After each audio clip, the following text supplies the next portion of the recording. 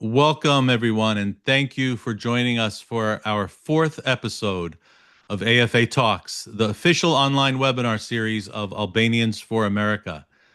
This is a space where Albanian Americans can connect, engage, and interact with distinguished guests who have made meaningful contributions to our community and our causes. My name is Doc Vernici, and I am one of the founders of Albanians for America. We are a 501c4 bipartisan advocacy organization representing Albanian American interests on Capitol Hill. The mission of AFA is to engage Albanian Americans in the democratic political process and to promote Albanian Americans to run for local, state, and federal office. We also work to strengthen Albanian-U.S. relations, protect Kosova's sovereignty, and advance justice and human rights for all Albanians throughout the Balkans. Joining me today is our intern as co-host, Alana Senyai. She'll be helping to moderate the discussion and coordinate the Q&A, and she's been doing a fantastic job up until this point. We're lucky to have her. If you have questions during today's webinar, please use the Q&A feature on Zoom. Alana will invite selected participants to join the panel and ask their questions live. Thank you to Murat Muftari from Michigan for doing an outstanding job hosting episode 3 with Ambassador Arvizu. The feedback from our audience has been overwhelmingly positive on that show, and he's been a great volunteer for Albanians for America, and we thank Murat deeply. Also, we'd love for you to stay connected with AFA. Please like and follow us on our YouTube channel, Facebook, Instagram, LinkedIn, TikTok, and X. And don't forget to visit our website and sign up to become a member. It's only $10 a year. With your membership, you'll receive a personalized AFA membership card, an Albanian American pin, and a monthly subscription to our newsletter. I am honored to welcome today's guest, Dr. Jakup Azemi, author of The Making of Modern Kosovo, published by Bloomsbury Academic in London and New York on July 24th, 2025. Dr. Azemi holds a PhD from University of College London, School of Slavonic and East European Studies, specializing in politics and sociology. He earned his master's in international relations and European studies from the University of Kent at Canterbury and a BA in law from the University of Pristina. He is affiliated with the University of College London's School of Slavonic and East European Studies, and is the co-founder of the Future for Kosovo Group, a UK-based body that seeks to engage both the Albanian diaspora and British political institutions on issues impacting Kosovo.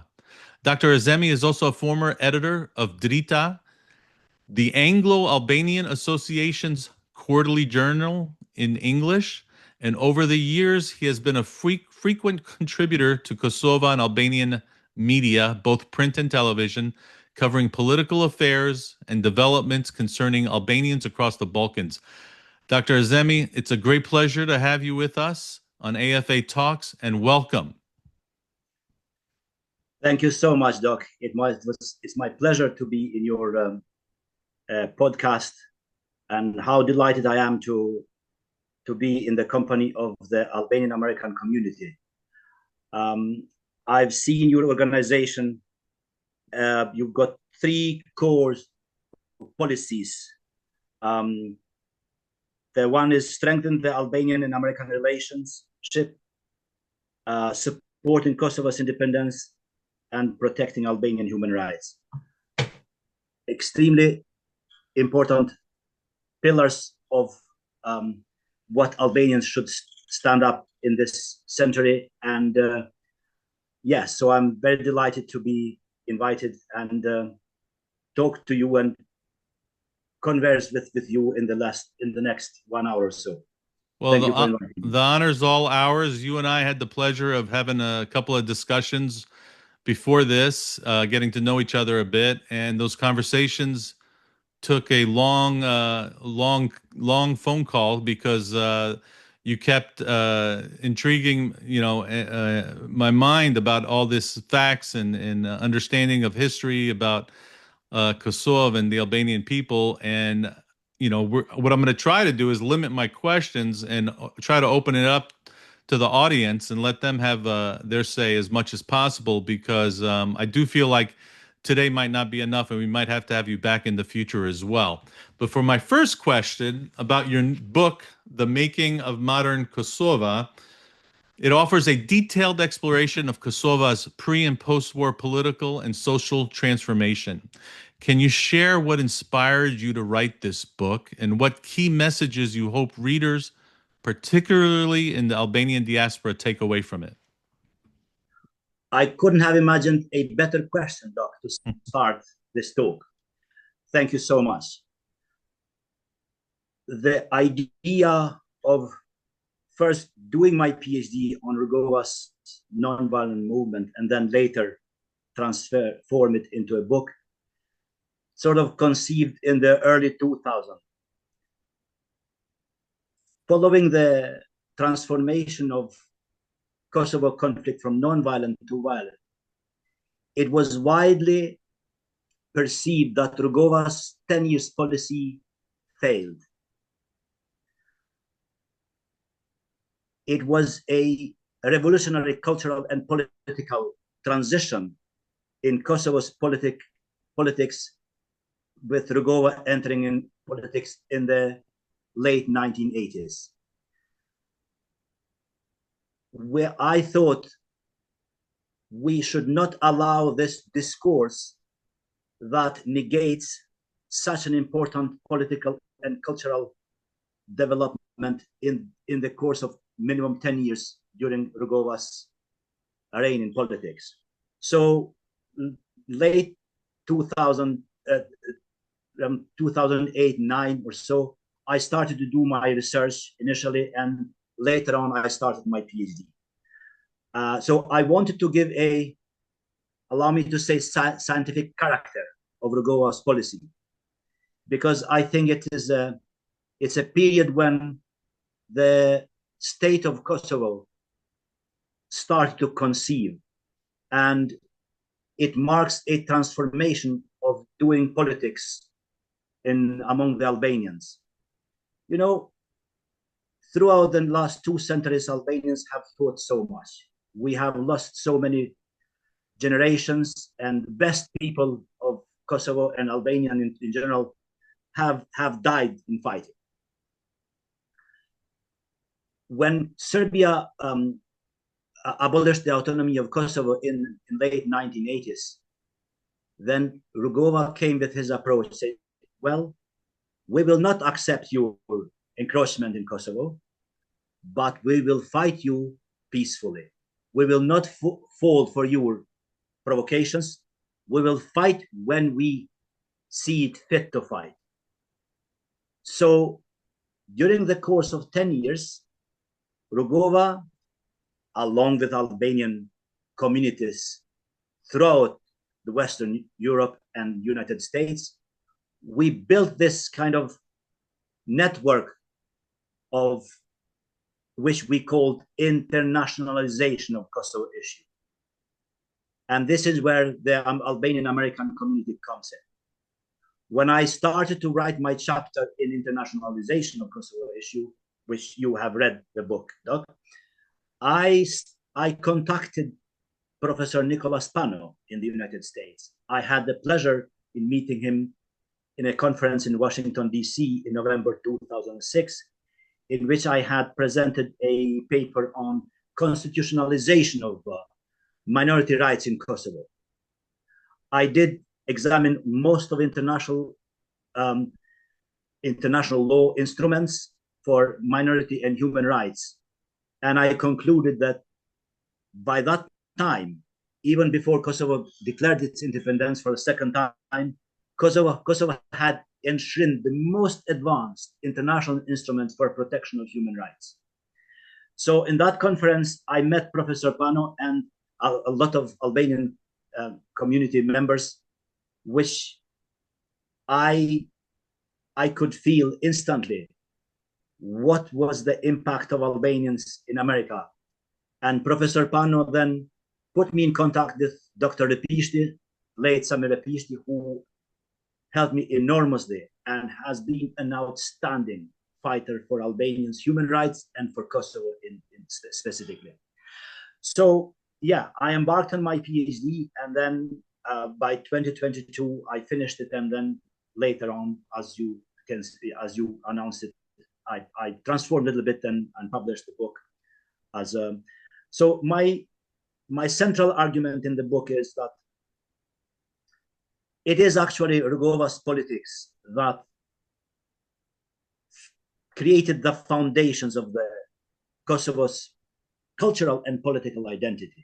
Indeed, the Kosovo Liberation Army did accelerate the international involvement and more vigorously to get involved. But by then, Rugova's policy and Albanian-American community in the United States most merited for elucidating the American Congress and Senate, alongside, of course, with so many senators and congressmen such as Dole and Elliot Engel, Tom Lantos, and so many other congressmen and senators.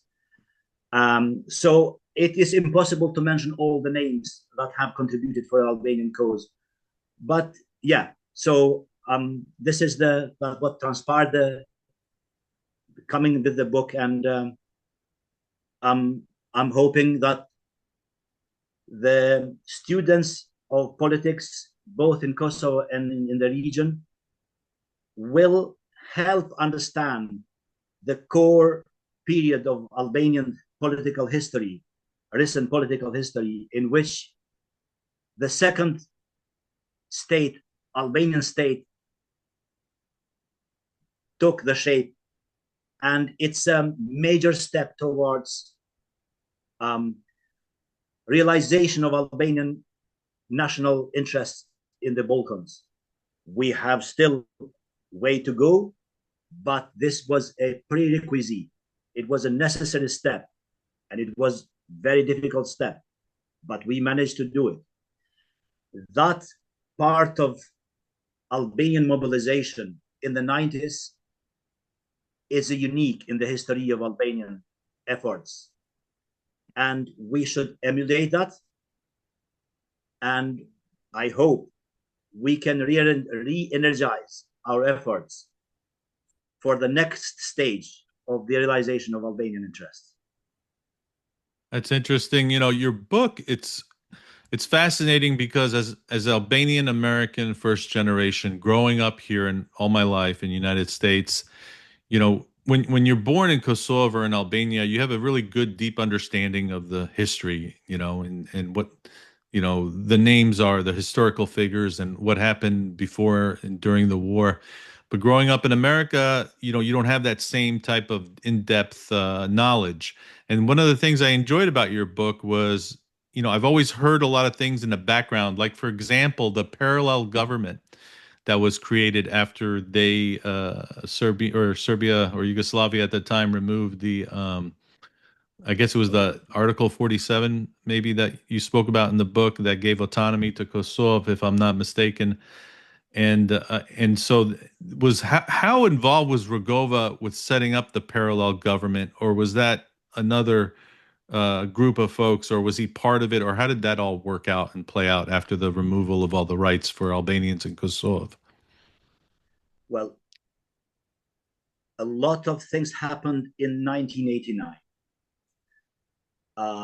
It preceded a complex and widespread constitutional discussions throughout Yugoslavia. Serbia wanted to review the constitution of 1974, in which Kosovo had gained substantial autonomy, all but in name. It was a republic within Yugoslavia, along with Vojvodina at the time. Well, along with Vojvodina, Kosovo and Vojvodina were only related with 2 or 3 articles with Serbian constitution. The rest were completely as republics of federal Yugoslavia, with full rights in the federation. But there are 2 or 3 articles in which Serbia had some control still, or connection with Kosovo. So Serbia removed completely the autonomy of Kosovo and Vojvodina, re-centralized them. Now, in In December 1989, the Democratic League of Kosovo was formed, LDK. Rugova was elected as the chairman of the party. Then in 1990, within 6 or 7 months, out of less than 2 million of population of Kosovo, LDK gathered around 700,000 members, an outstanding number for that kind of population. I mean, the whole Labour Party in UK doesn't have that kind of number. So then Albanians demonstrated throughout the streets of Kosovo against the Serbian presence and troops that Serbia deployed in Kosovo. But Rugova started to call the population against violent protests because people were ready to do something. They saw no hope. But Rugova called them. We will achieve our interests, but peacefully. So what he did, or what LDK did, institutionalized the Albanian demands from the streets. It brought them inside, within the institution. Then LDK started to talk on behalf of Albanians. In this way, LDK sidelined the Serbian institutions in Kosovo. They encroached in all Kosovo institutions, including media, education, healthcare, and everything. But LDK started to sideline the Serbian institutions. And in July 1990, we declared the independence. I say we because I was in Kosovo at the time. I had just started the University of Pristina Faculty of Law. So I was engaged in all these upheavals. I was part of it. I grew up on these upheavals. Then in July, it was a coincidental date or not, I don't know, but it's only 2 days before the 4th July that this United States celebrate. We declared the independence, and then same year in September, Kosovo deputies declared the constitution of Kosovo. From that moment and on, Kosovo started completely separately from the Serbian institutions, and Yugoslav Federation still existed. The parallel government. To start the parallel government. We held the elections for parliament, for president, and so on and so forth. And we created healthcare, social welfare, and so on and so forth. And so this gives birth to the new state when we actually get independence, or after the war in 99. Is that correct? What happened was that the international community would not recognize Kosovo during those years.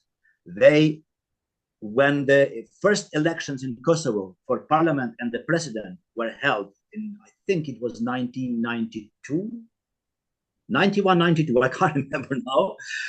But international agencies, news agencies, and American congressmen, a number of American congressmen observed the elections.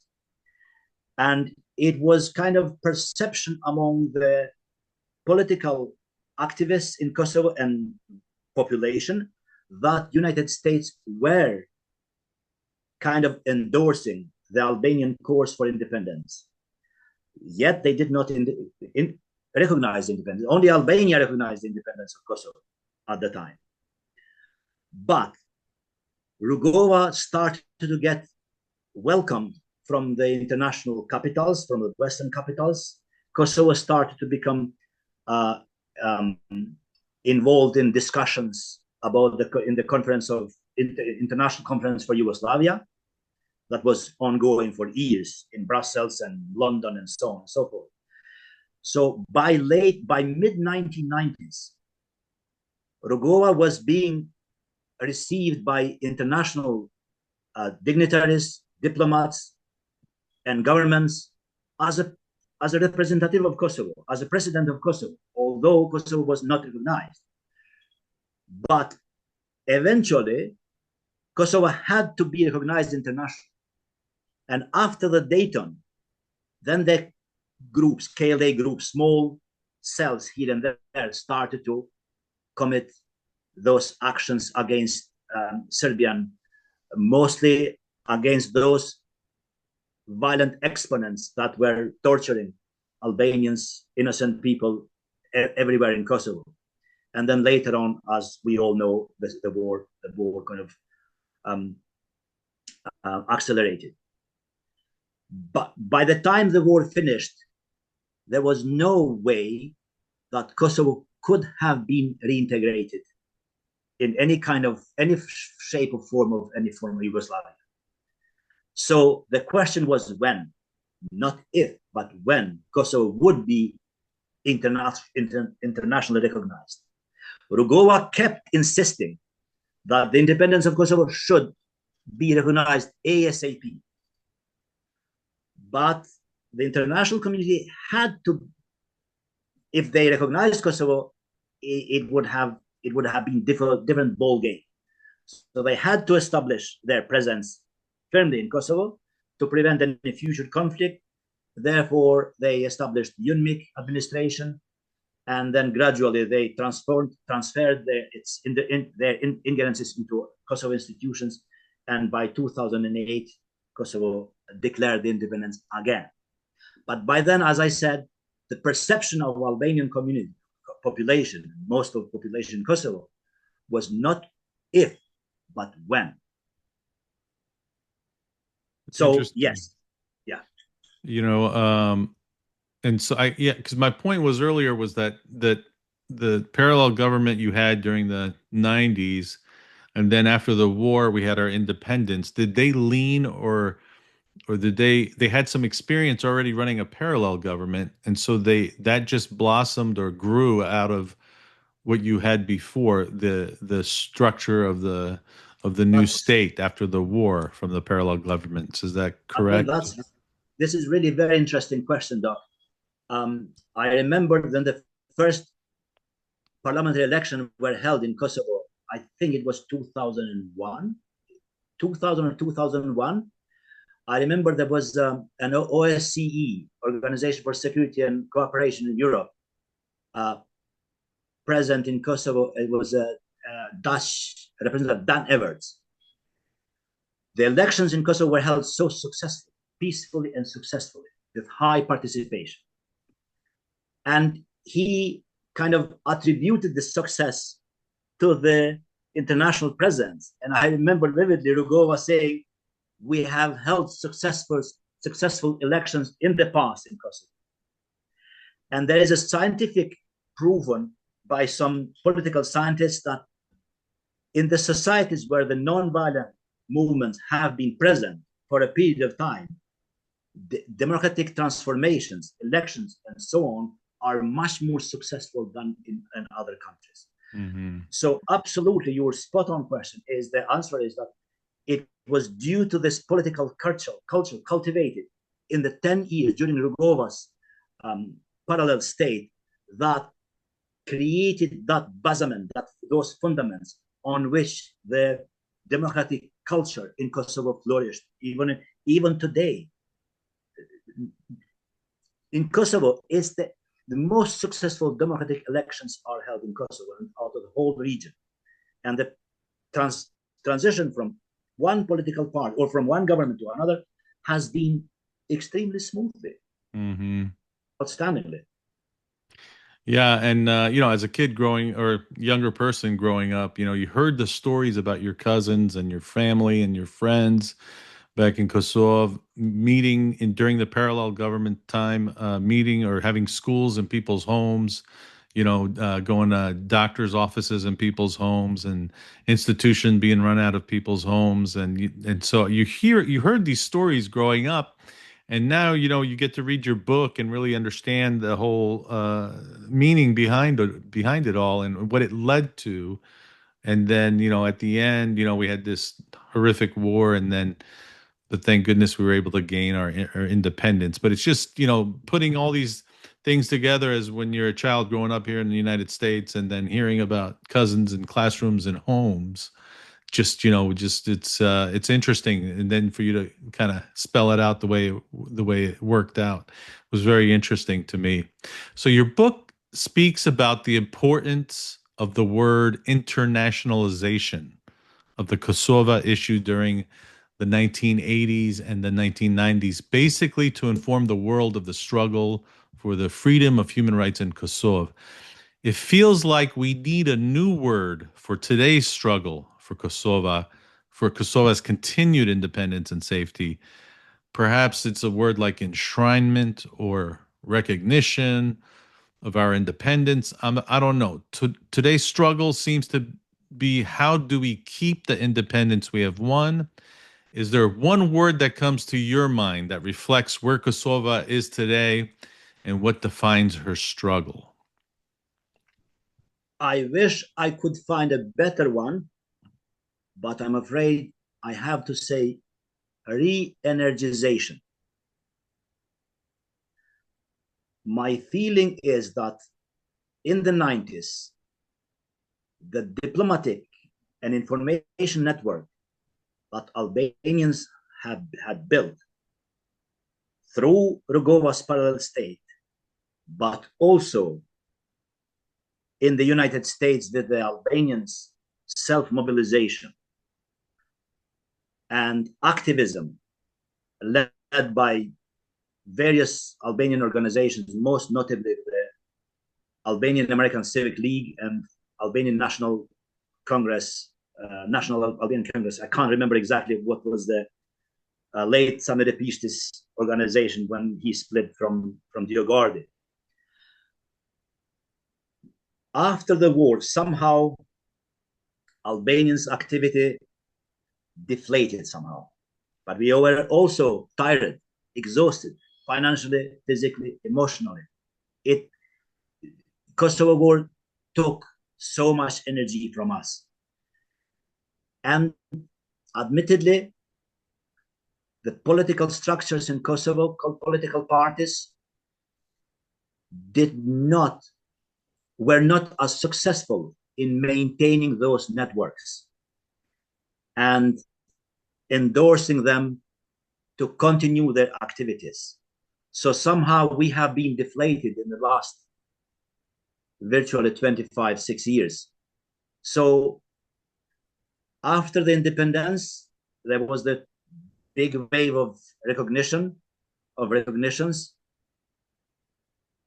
Thankfully, we have a very good qualitative recognition from international community, but we still need lots of states to recognize us, to have an adequate number of votes in the UN Assembly. Until we become full member of UN, we still need to work. For that, we need to bring back the United States with their full engagement. I feel without a re-engagement of United States on the issue of Kosovo, we may continue for quite some time to stay in this kind of status quo. Why is this? Well, as it happens, we are in the Balkans. And we aspire to become EU members. The EU, there are 5 more states in the EU that have not recognized Kosovo. We need all those states, or at least a few of them, recognize us, and the other few who don't, be silent, so to speak, and not obstruct Kosovo's full integration in the Western structures, principally in EU and NATO. But for this to happen, still the US activism is paramount. Then again, for that to happen, I feel we need a good synchronity between the governments in Kosovo and all political elites and structures and the Albanian-American communities.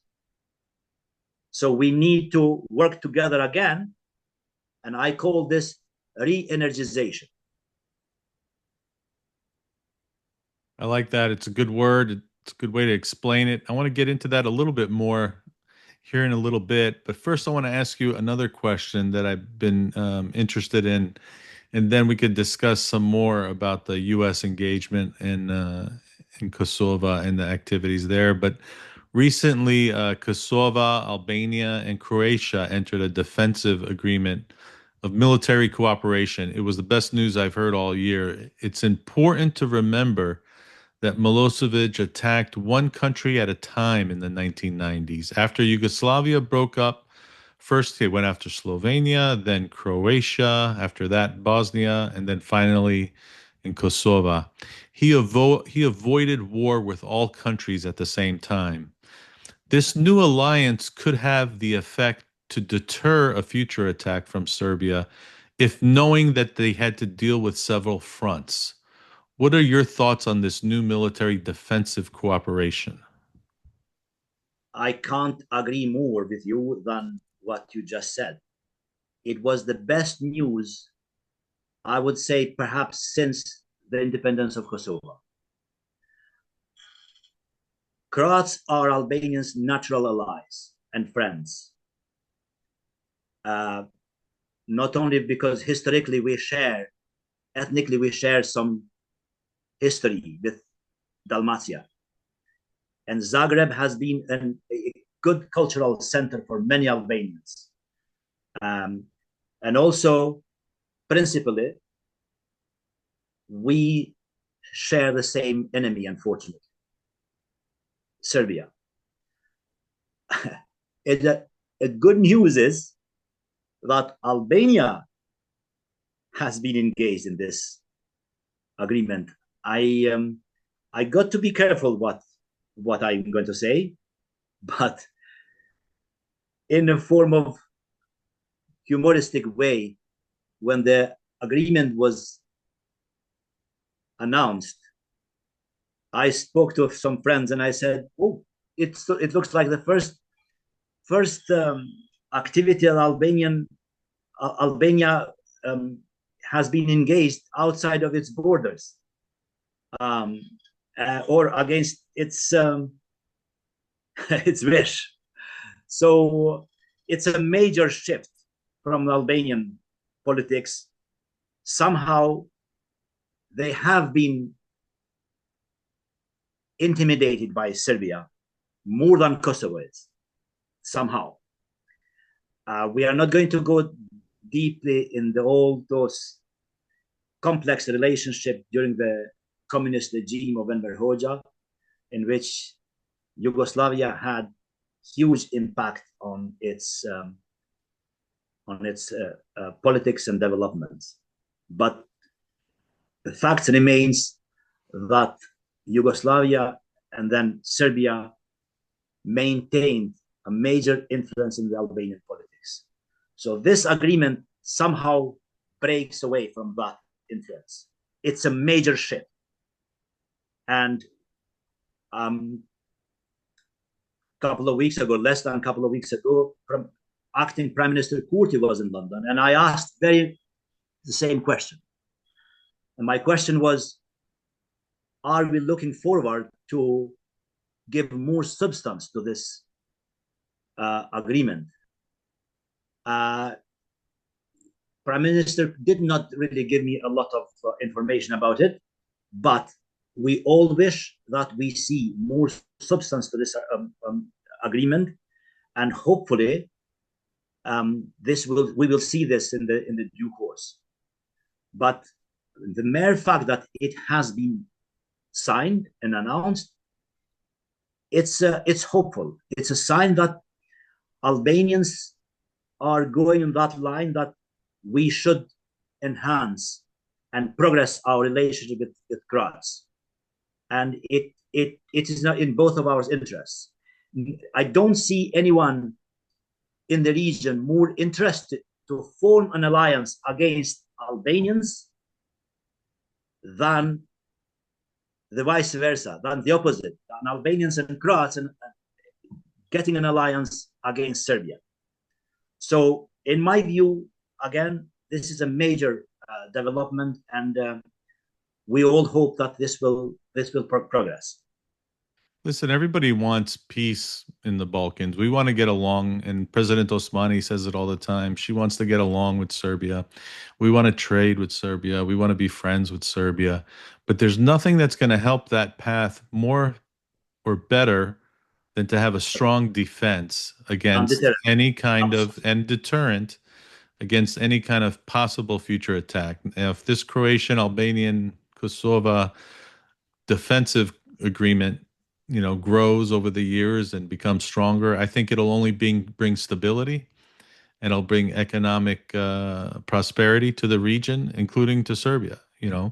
And there's nothing more that anybody wants than for all of us to get along over there. But I think the best way to ensure that is through a very, very strong deterrent defense. In the last 25 years, we have tried so hard. Kosovo has even sacrificed a lot of its political interests in favor of reaching some form of appeasement with Serbia for mutual recognition and good neighborhood relations. But as we have all witnessed, it's impossible. Hatred and animosity against their neighbors is so deeply rooted in Serbia. So it seemed, the only way to actually show them that your approach will not succeed is long gone, those days that you are going to encroach on others and do what you did. So this alliance, I am inclined to read it as a sign that Serbia will have to face a strong military alliance in case it thinks of going against Kosovo or Croatia or Bosnia or anyone else really. So yes, I fully agree. You recently co-founded the Future for Kosovo group based in the United Kingdom. Can you tell us about the motivation behind this organization and its mission to raise awareness in the British Parliament about Kosovo's challenges and aspirations? As earlier, I sort of spoke about our internationalization efforts in the 90s.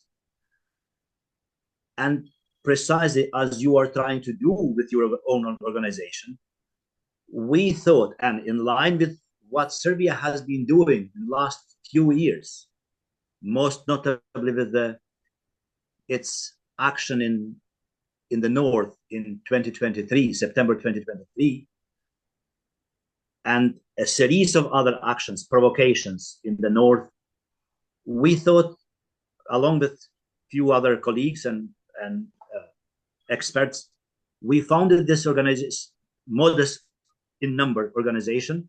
So we wanted to see if we can sensitize various institutions and subjects, and including, of course, Albanian diaspora, and get the UK get more engaged in the defending Kosovo, principally.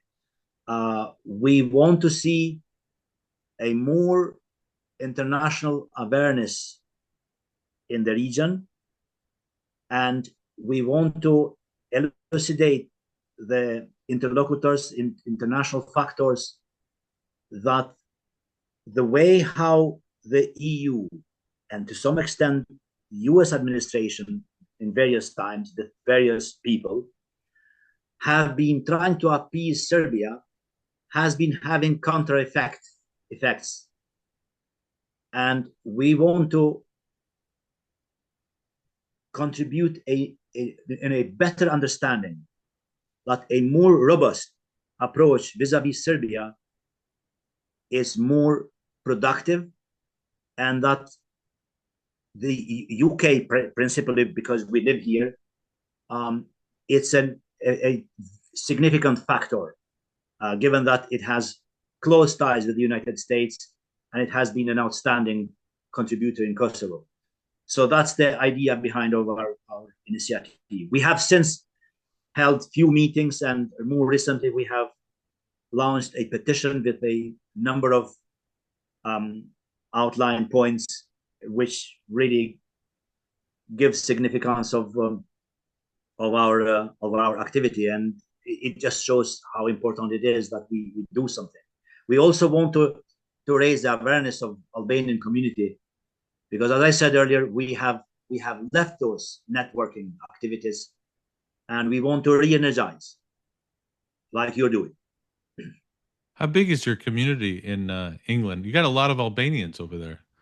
We do have a lot of Albanians, and we have a lot of Kosovo Albanians. It's hard to know really what is the number exactly, but we think it's between 50 and 70,000 Albanians, maybe 100,000.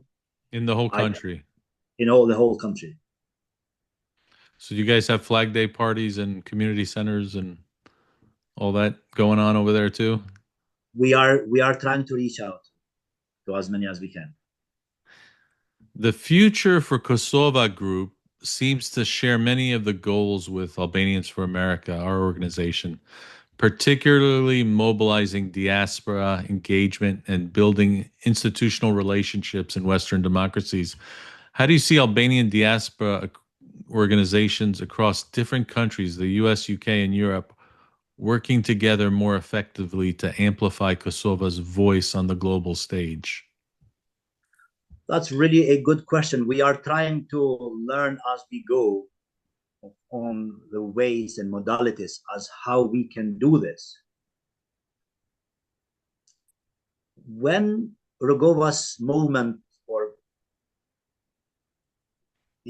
in the 90s was present, most of Albanian organizations in the world kind of functioned in line with LDK's philosophy. So it was some kind of engine of activities elsewhere. In Europe, in America, LDK had branches and sub-branches everywhere in the world, wherever Albanians were present. Now it's different. My feeling is that Albanian diplomacy would have to play a vital role here and kind of design some principal pillars on which Albanians' interests are envisaged via Tirana, via Pristina, and then the rest of us, organizations, wherever we exist, we can tap into those strategic goals and work along those. Unfortunately, Albanian politics is still in those kind of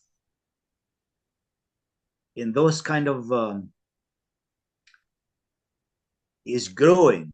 It's not moving outside of those traditional. I don't want to use any negative words that describe this cultural tradition.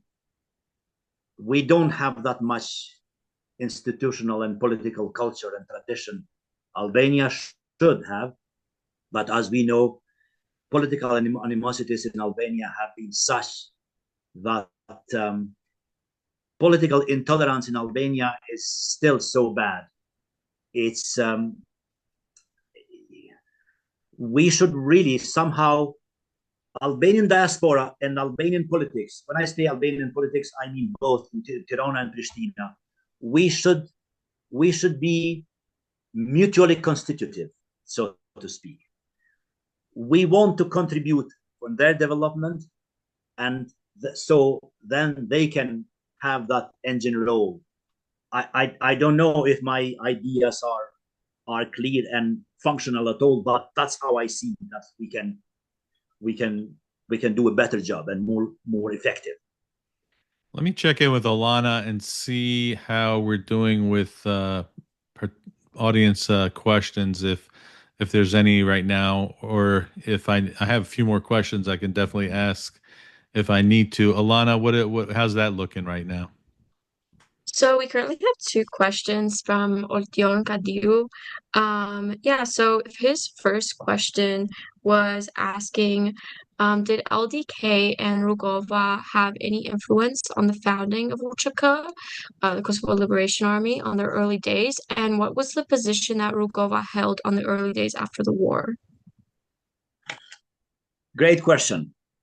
You know, there's so much discussion about UÇK. Rugova's party, LDK, did indeed start its military component in the very early, in 1990-91.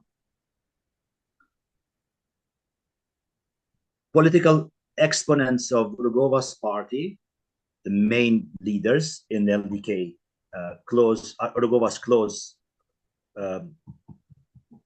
friends and people in the LDK, with few Kosovo diaspora members in Switzerland and Germany, agreed with the Albanian government, with Ramiz Ali at the time, to start some military trainings in Albania. So 3 or 4 groups were trained and then came back to Kosovo. There are so-called group of Adem Yashari, group of Salih Çekai, and the group of Zahir Payazidi. The latter one operated in the region of Lope, Salih Çekai in Dugajin, and Adem Yashari in the region of Drnica. These 3 groups were part of a more major, more extensive effort to establish the military structures in Kosovo. But in 1992, if I'm not wrong, a significant number of this military enterprise were deconspired and arrested by Serbian authorities. And then the whole project kind of receded. The 3 groups went underground. They still operated in very small groups. And they had some assassination acts here and there, randomly, but they existed, but they stayed underground. By the time when Dayton agreement was signed in 1995 in Ohio, United States, and when Kosovo was not invited, then Albanians started to think that only war can bring Kosovo to the stage where we should be freed from Serbia completely. Now, this is the major part of Kosovo politics and military organization. The political organization, the left-wing political organization, the so-called Marxist-Leninists and various groups that were present in the 1980s from the Yugoslav authorities, they still, a lot of them stayed underground. Some of these political exponents got engaged in the Rugova's party, LDK, and some more smaller parties, but a lot of them remained underground. They never really, even those who were part of Rugova's LDK, they never really sort of consented completely with Rugova. But they found this kind of public way of agitating for their political goals within LDK. Eventually, they had formed the LPK, that is common name for these militant organizations, left Marxist, anarchist, and so on. They created this single organization, like umbrella organization called LPK, Divizia Popolare per Kosovo. Then in 1993, they say they created a military wing within their political organization.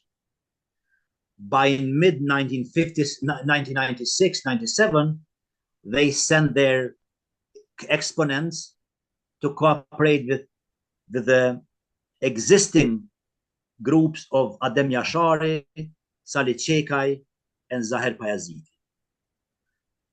But this is where my findings of my research are, that I call LPK KLA, that KLA or UÇK and LPKs only gained the upper hand in Kosovo when these three exponents were assassinated by Serbian authorities, Serbian forces. So the left organization, who by then the Albanian government of Fatos Nano also endorsed them massively, they gained the upper hand in the military efforts. And then this is how LPK came to dominate the KLA and the military struggle. By that time, Bujar Bukoshi started to structure or form or endorse a new military organization that was led by Ahmet Krasniqi. These were, Krasniqi was a very well-known colonel of Yugoslav army who had left the army, and he was, according to the sources that I have consulted, the military exponents who deserted from Yugoslav army. They lived in many Western countries, in Germany, Switzerland, and so on. They referred Ahmet Krasniqi's name to Prime Minister Bukoshi, who then nominated Ahmet Krasniqi as the Minister of Defense in 1998. Then Krasniqi established a body of experts in Tirana and started negotiations with the LPK leaders who control the KLA in Kosovo, their exponents. And they tried to unite them both and jointly conduct the war. This is a very critical point when Albanian government or secret service with Fatos Klosi as the principal actor. I believe they sabotaged, along with few LPK leaders, the unification of both sides. Therefore, soon after, Ahmet Krasniqi was assassinated in Tirana, and then from then on, his structures all but kind of consented to just conduct the war in the way they did, really. There was no unification, but Ahmet Krasniqi's structures, the so-called FARC, Forțat Armatores Republicus Kosovas, in a way silently conducted the war. It was them who designated the strategy of Betea Kosharas, the Koshare battle, that what is most recognized military confrontation, open confrontation with Yugoslav army, in which the border with Albania was open, and not arguably, but significantly, Albanians won the battle against the Serbs. So it just shows you that when experts, military experts, are involved, the success is different. Had the unification happened in the 1998, the war could have been different. It's unfortunate it didn't. That's so interesting. Who did they ever find out who assassinated Ahmet Krasniqi in Tirana or no? It's a very painful story.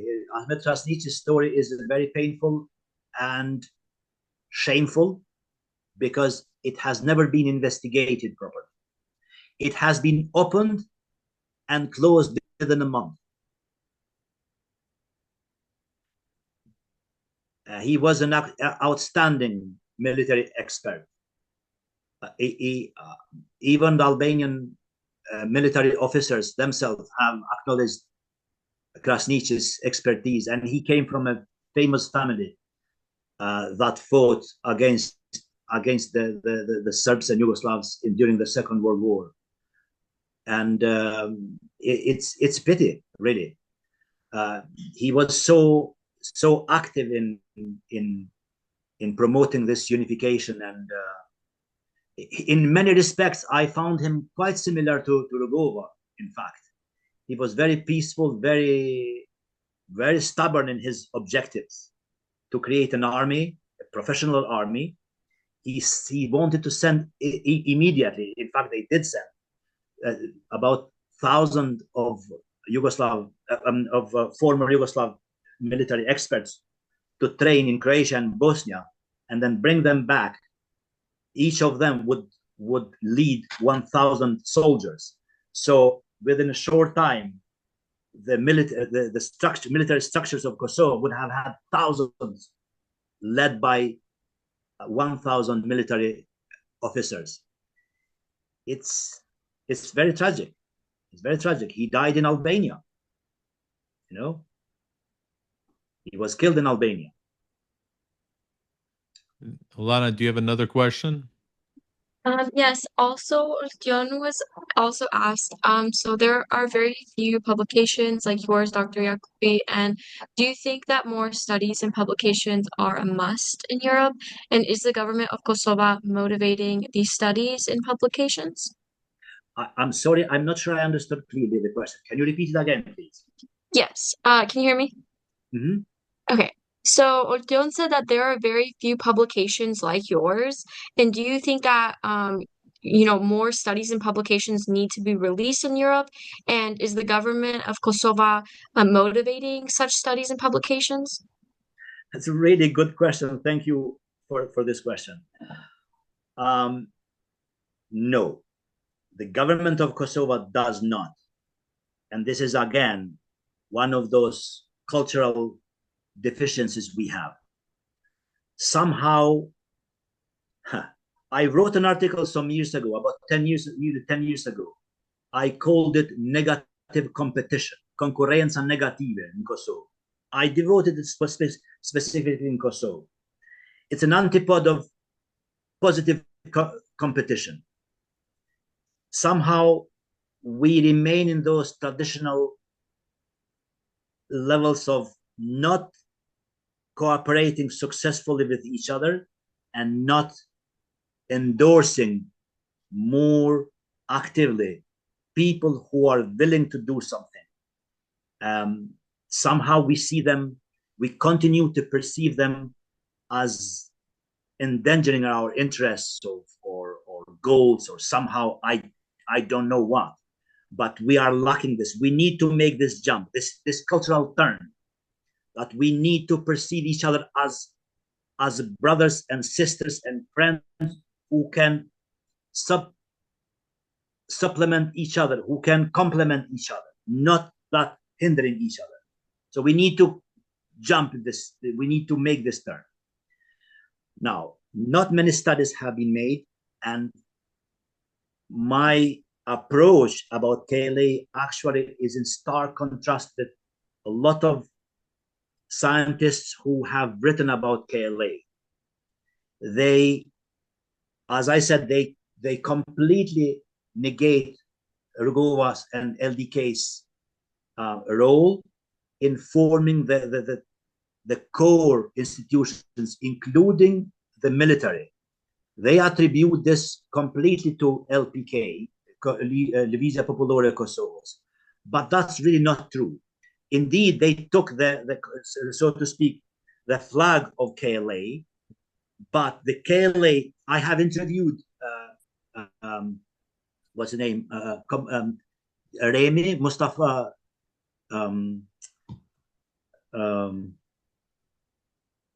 I can't remember his name now. General Remy, Rustem Mustafa, who succeeded Zahir Payaziti, who was assassinated in 1997. And he verbatim told me, and it's quoted in my book, that the seats of KLA are actually these three groups that were trained in the LDK, and they maintained the relationship with the LDK. Their exponents even asked the LDK political activists that, are our actions damaging the political course you are engaged in? We don't want to damage your political course. And they actually, LDK welcomed their activities because it helped their negotiations with Serbs occasionally when they had it, telling them that, look, we have other people who want to escalate the crisis, so you better negotiate with us. So it was a very good strategy. So yes, more, I expect in the near future there will be researchers and people, authors who will write about these. And yeah, we need to write the history as it is. Absolutely, we need to write the history as it is, because the truth helps us remove the myths, and myths don't help us. Do you have any more, Alana? Yes, one of our last questions asks, which one of the leaders of Albania during those years was more supportive of the Rugova movement? Well, I will first say who was not supporters of his movement within LDK. There were LPK members who were idealists of Enver Hoxha, but were still in LDK, such as Hidayat Hussein and few others who then later joined Recep Shosya and formed this his party, but they never really succeeded. But predominantly, the most outstanding ally of Rugova, which is, it was great. Rugova was lucky. LDK was lucky to have it, was Professor Fehmi Agani.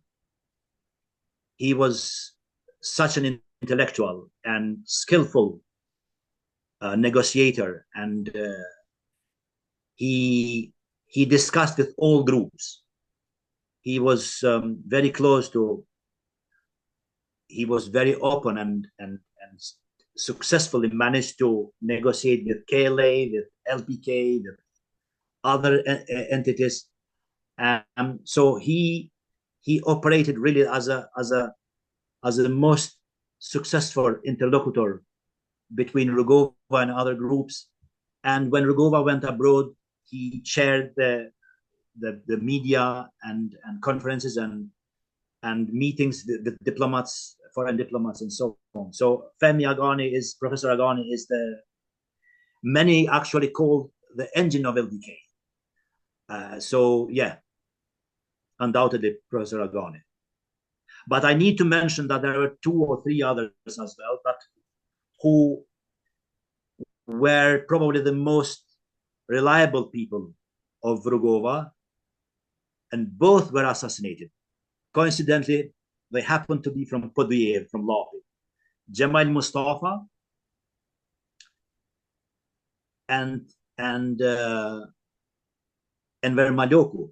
Enver Maloku was the epicenter of, or the engine of, the information strategy within LDK, the so-called Chandra Informami Kosovos, Center for Information of Kosovo.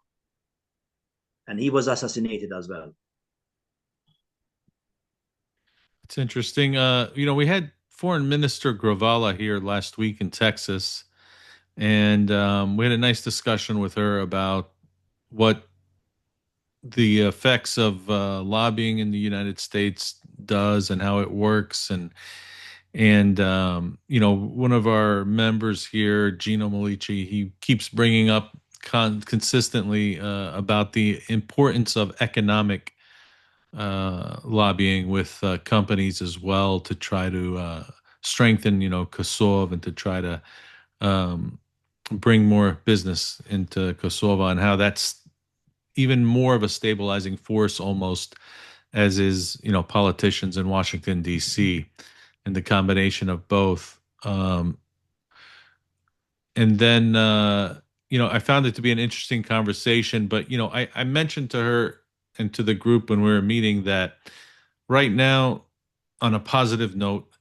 that we are working hard here in the United States, and it looks like you guys are trying to move the ball in England as well with your organization, and it seems like there's several organizations right now trying to um, harness the power of our democracy, basically, and try to have an effect like we did back in the earlier decades we spoke about earlier in the 80s and 90s with our congressmen and senators. But I just want anybody watching back in Kosovo or in Albania or in the Balkans kind of send this message of a positive and hopeful future, and that we are working hard and we are making progress. Right now, we've developed some great relationships with many congressional representatives, and we're fortunate here in Texas, where we live in this district, Texas number 3. We have Congressman Keith Self, who's just been a champion for us in the past recent few years, and he's really understanding the situation right now in the Balkans. He chairs the European Subcommittee on Foreign Affairs, and he's a very influential and very smart and hardworking congressman. And so there's a lot of good things happening. The guys in New York and in Michigan, they're Albanian-Americans in Florida and Arizona. A lot of them in Iowa, they're reaching out to their local representatives, and they're really having an impact in their local communities. And because I know that Albanians in the Balkans look to the U.S., especially, as well as all diaspora throughout the world, for assistance in trying to deal with the difficult situation where they are, surrounded by so many enemies, and the forces are so great that they have to deal with, and that really the allies that they have within the United States are with Camp Bondsteel and the military base there, and the importance of keeping that relationship strong and strengthening it and not letting it get weaker, even though there's been some ups and downs recently. But I want people to stay encouraged and stay positive. And I really feel very, very positive that we're making very, very good progress. And I think, Jakup, I believe you guys are doing, initiating something that's going to hopefully bear fruit as well down the road. So I wanted to make that comment. And I know that Alana just texted me that she does have one more question out there. So let's give that opportunity to the listener. Go ahead, Alana. Awesome. Our last question is from Genti Metko. He has two questions. First of all, he's wondering if you have any ambition to run for office. And second, what approach should both governments in Kosovo and Albania take for the best results in the international political arena? Thank you. I am in UK. I don't really have any ambitions to run for anything at the moment. I don't know. I don't have that. I don't envisage that to happen. What approach the political elites in Kosovo and the government? Well, really, when I published the book, I hoped one of the reasons why I wanted to publish it was that Rugova's philosophy should be the beacon of Albanians vis-a-vis the world. He coined this political term, this expression, permanent friendship with the United States. Rugova invented this expression, permanent friendship with the United States. So this requires a little bit of elaboration. We should not be self-sufficient by saying that we are friends of the United States, but we need to solidify our political culture, democratic institutions, and have a greater number of experts involved in politics who enshrine within the institutions and within their activity a good culture and good political and diplomatic tact when working with the Western institutions, primarily the United States. Indeed, even United States have diplomats and activists at times they may not be perceived as the best ones, as we have had a few in the last few years. But in general, United States, we believe and we want to see that, and the Albanian-American community has this task ahead of themselves, that United States is always aware that the best nation in Europe, best ally, most reliable ally of United States in Europe are Albanians. And for them, even though we are a small nation, we are scattered through 3 or 4 nations in the Balkans, and we can be a stability source. We can be the other way too. I wrote an article nearly 2 years ago.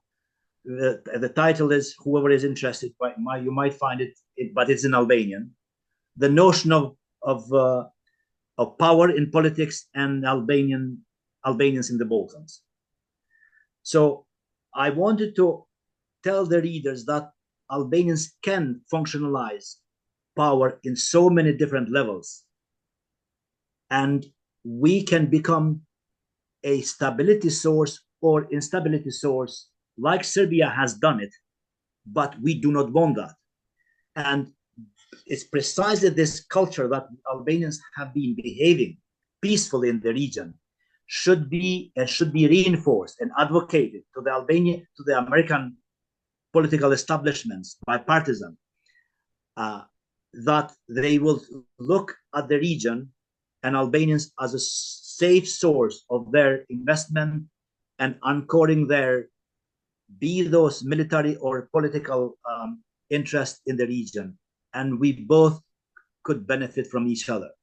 So our views, our governments, no matter where they come from, left, right, center, should always be in this direction.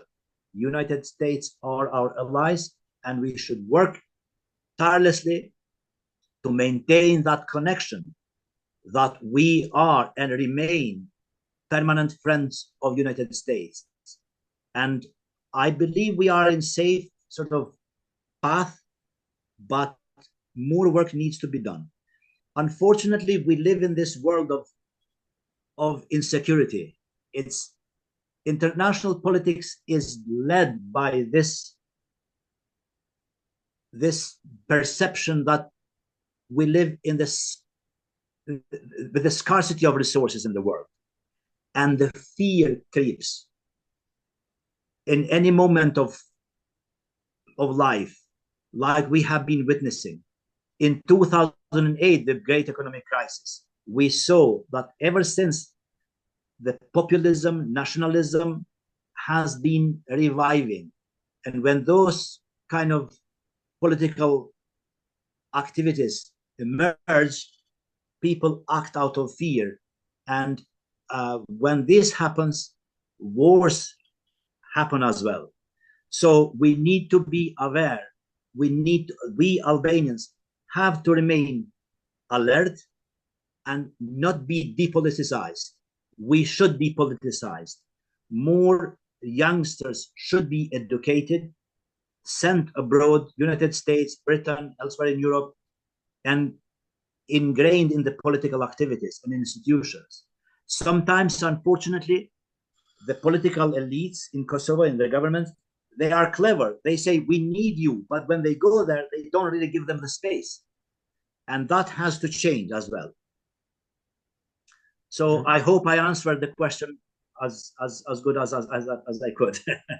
It was great. You're ending on a great note. The permanent friend of the United States. I love that statement. It's excellent statements. We've gone well beyond an hour, which was a great discussion. And Dr. Azemi, thank you so much for joining us today and for sharing your insight and your scholarship with our audience. Your work both through the Making of Modern Kosovo and the Future for Kosovo group plays a crucial role in advancing the dialogue about Kosovo's future and the role the diaspora can play in shaping it. On behalf of Albanians for America, I want to thank you for your continued dedication to the Albanian cause and for helping bridge the academic, civic, and diplomatic communities between Kosovo and our Western allies. Thank you so much for having me, and I look forward to strengthen our relationship and brotherly and connections, and may this energy last forever. Absolutely, and we definitely want to bring you back in the future show as well. And I'd like to say thank you to Alana Senya for co-hosting. And to our audience, thank you for joining us for the 4th episode of AFA Talks. Next month, Murat Muftari from Michigan will host the show with 3 Albanian Americans running and serving in local and state government. Gino Malici, the first Albanian American elected to a Texas City Council seat and the current mayor pro tem of the city of Wiley. Sokol Delisi is an elected village clerk for Lincolnwood, Illinois. And Renice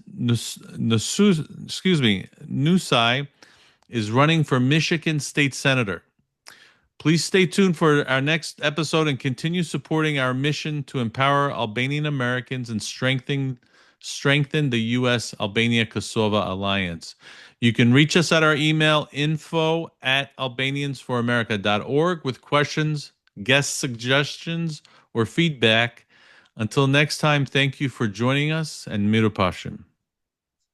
Miru Pashim. Thank you for having me. Thank you, Alana. Thank you. Thank you. Bye-bye. Bye-bye.